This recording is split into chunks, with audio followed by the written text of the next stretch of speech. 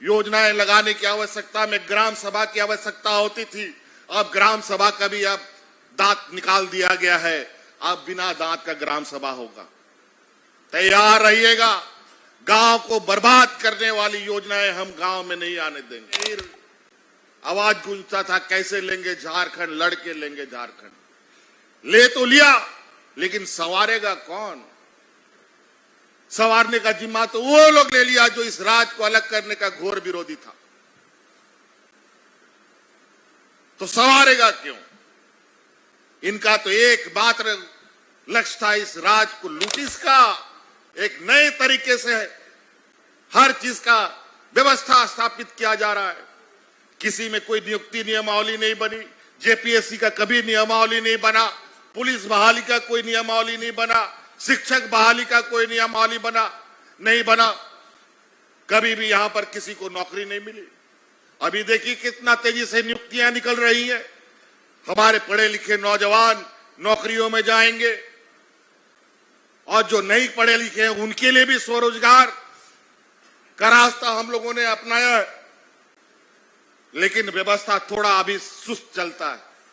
इन लोग को आदत नहीं हुआ है ना 20 साल में काम करने का। इन लोग को तो ब्लॉक में बैठ करके, ऑफिस में बैठ करके काम करने का आदत था। कभी गांव देहात तो जाता नहीं था। गांव के सुख दुख तकलीफ से तो कभी कोई नाता ही नहीं था। अब इन लोगों को ऑफिस नहीं बल्कि गांव में जाकर के तकलीफों को देखना होगा और काम करना पड़ेगा। ऐसे नहीं चलेगा। तनख्वाह हम गांव के विकास के लिए, तनख्वाह हम राज्य के विकास के लिए देते हैं। ईमानदारी से काम करने की आवश्यकता है। वही हाल है। एक इतना मजबूत वृक्ष जो हमारे आंदोलनकारियों ने, हमारे दिसोंगुरु शिबू सोरेन जी के नेतृत्व में हमें अलग राज मिला, झारखंड राज मिला। इस राज के तना में, जड़ में पानी डालने के बजाय इन बेईमानों ने दीमक डाल दिया, तो पेड़ आगे बढ़ेगा कहां से?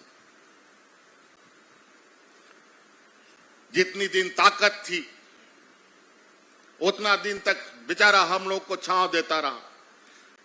स्थिति ये आ गई कि 2019 के पहले लोग यहां राशन कार्ड में हाथ में लेकर के भूखा मरने के लिए मजबूर हुआ। यही 2019 के बाद हमारी सरकार बनी तो उस झारखंड रूपी पेड़ का दीमक हटाकर उसमें खाद और बीज डालने का हम काम कर रहे हैं। इसी का नतीजा है हमारा सभी बुजुर्ग को पेंशन मिल रहा है, सभी विधवा को पेंशन मिल रहा है, सभी गरीब को धोती साड़ी मिल रहा है, सभी को अनाज मिल रहा है।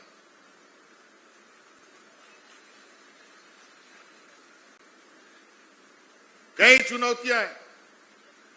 इधर इन लोगों से भी लड़ाई लड़ना है, सरकारी व्यवस्था में भी काम करना है, कागज कलम का भी काम करना है। झारखंड मुक्ति मोर्चा तो खाली लड़ने का ही और लड़ने के लिए ही जाना जाता था।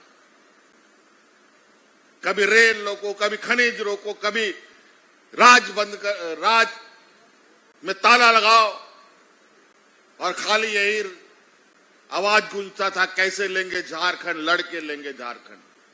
ले तो लिया, लेकिन संवारेगा कौन? संवारने का जिम्मा तो वो लोग ले लिया जो इस राज को अलग करने का घोर विरोधी था। तो संवारेगा क्यों?